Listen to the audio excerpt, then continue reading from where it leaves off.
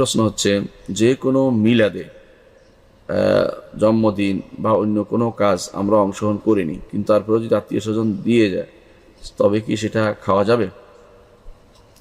এটা একটা ব্যাপক প্রশ্নের উত্তর আমরা ইতিপূর্বে দিয়েছি বিভিন্ন জায়গাতে, তবে আপনাকে দেব এই জন্য, যদি আপনারা হয়তো শোনেননি, যে মিলাদে এটা তার বেদাত, মৃত্যু, জন্মদিন, অন্য কাজ, এগুলি অন্যান্য কাজ, বিভিন্ন দিবস পালন, এগুলি ইসলামে নাই।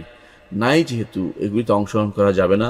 যদি অংশগ্রহণ করেন উইলিংলি, তাহলে আপনি তাদের অন্তর্ভুক্ত হবেন, কাফেরদের মানে তাদের কর্মকাণ্ডের সাথে সম্পৃক্ত হওয়ার কারণে তাদের সাথে আপনার হাসর হবে এবং গুনার ভিতরে আপনি কবিরা গুনার ভিতরে পড়বেন। রাসূলুল্লাহ সাল্লাল্লাহু আলাইহি ওয়াসাল্লাম বলেছেন, মান তাশাব্বাহা বিকাওমিন ফাহুয়া মিনহুম, কেউ কোনো জাতির সাথে সামঞ্জস্য বিধান করে চললে সে তাদের অন্তর্ভুক্ত হয়ে যাবে। সেই হিসাবে আমরা দেখতে পাচ্ছি যে যারাই এই কাজগুলি করে, ধীরে ধীরে তারা ইমানি গায়রাত বা ইমানি যে আত্মমর্যাদাবোধ তাদের চলে যায়। তারা তখন অমুসলিমদের কালচার, কৃষ্টি, তাদের ব্যবহার, আচার আচরণ, তাদের কাপড় চোপড়, তাদের শিক্ষা দীক্ষা, তাদের জিনিসগুলোকে তখন বড় করে দেখে, ইসলামী সংস্কৃতি তারা তখন হীন করে দেখে এবং নিজেরা হীনমন্যতায় ভোগে। এই মানুষগুলো কেন হয়েছে এটা? কারণ তারা এমন কালচারে তারা নিয়ে গেছে যে কালচারটি মুসলিমদের নয়, হিন্দুদের অথবা খ্রিস্টানদের। যেমন আল্লামা ইকবাল যেভাবে বলেছেন, ওয়াদের মে তুম হো নাসারা তামাদ্দিন মে হুনুদ, তুম ওয়ে মুসলিম হো জেসে দেখে শর্মাতি ইহুদ। তোমরা চলাফেরায়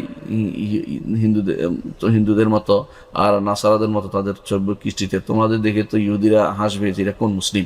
তাহলে আপনি বুঝতে পারছেন যে এরকম যারা অংশগ্রহণ করে তারা খুব খারাপ কাজ করে, এতে কোনো সন্দেহ নেই। কিন্তু প্রশ্ন হচ্ছে, আপনি করেননি, আপনার বাড়িতে খাবার দিয়ে গেছে বা কোনো জিনিস দিয়ে গেছে, কোনো পুরস্কার দিয়ে গেছে বা কিছু একটা দিয়ে গেছে, এটা কি নেওয়া যাবে কিনা? যদি আপনি জানেন যে সেখানে এমন কোনো কিছু করা হয়েছে যেটা শিরকের সাথে সম্পৃক্ত কোনো কিছু জবে করা হয়েছে, অথবা সেখানে কোনো অনেক সময় আপনি জানেন যে সেখানে কেউ কেউ এতগুলি বাতি জ্বালায়, নিভায়, সে বাতি অংশ দেওয়া হচ্ছে, এগুলি কিন্তু নিবেন না, কারণ এগুলি ঘৃণা প্রত্যেক করবেন, কারণ এগুলো নষ্ট হওয়ার জিনিস নয়।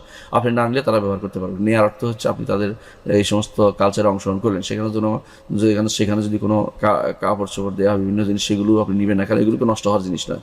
কিন্তু যদি আপনার কাছে খাবার দিয়ে যায়, সেগুলো খাবেন কিনা? খাবার যেহেতু নষ্ট হয়ে যায় এবং আপনি জানেন যে এটা কোনো হারাম কিছু না, হালাল খাবারই, নাম এটা জাতি হারাম নয়, অর্থাৎ নিজে নিজে হারাম না, অন্য কারণে সেটা হারাম, এটা হারামের ভিতরে হারাম কাজ হচ্ছে। কারণ খাবার তো হালাল, রান্নাবান্না যদি হালাল হয়, ইমানদার জবে করে, ইমানদার যদি খায়, এটা হারাম হওয়ার তো কোনো কারণ নাই। কারণ হয়েছে কারণ হয়েছে এই জন্য যে সেটা এমন কাউকে অনুসরণ করে করা হচ্ছে যেটা ইসলাম অনুমোদন করে না, সেই জন্য হারাম হচ্ছে। তাই আপনার খাবারটা ফেলে দিবেন না, খাবারটা খাবেন এবং সেটাকে আপনি তাকে সেটার জন্য শুকরিয়া আদায় করবেন না, কিছু বলবেন না, দিলে খেয়ে ফেলবেন, অথবা নিজে খেতে না চাইলে আপনি গরিবদের দান করে দিবেন, অথবা আপনিও অন্য কাউকে দিয়ে দিবেন যদি আপনার খাওয়ার মতো রুচি না হয়। কিন্তু এটা হারাম নয়, অর্থাৎ এটা আপনি ইচ্ছা করলে আপনি খেতে পারবেন, কারণ খাবার তো নষ্ট হয়ে যাবে, আর খাবার নষ্ট করা ঠিক নয়। এই জন্য এটাকে আপনি নিজে খেতে পারবেন, অন্যকেও দিয়ে দিতে পারবেন, অথবা গরিবদেরকেও দিয়ে দিতে পারবেন, অথবা যারা বুঝে না, পরিবারের মধ্যে যারা হালাল হারামের বিষয়টি তাদের উপর আসে না, ছোটো বাচ্চা, তারাও খেয়ে ফেলতে পারবে। কারণ আপনি জেনে শুনে এটা যেন ঘৃণার কারণে আপনি নাও খেতে পারেন, সেজন্য সেটা বললাম। এমনিতে খাওয়া কিন্তু নাজায়েজ নয়।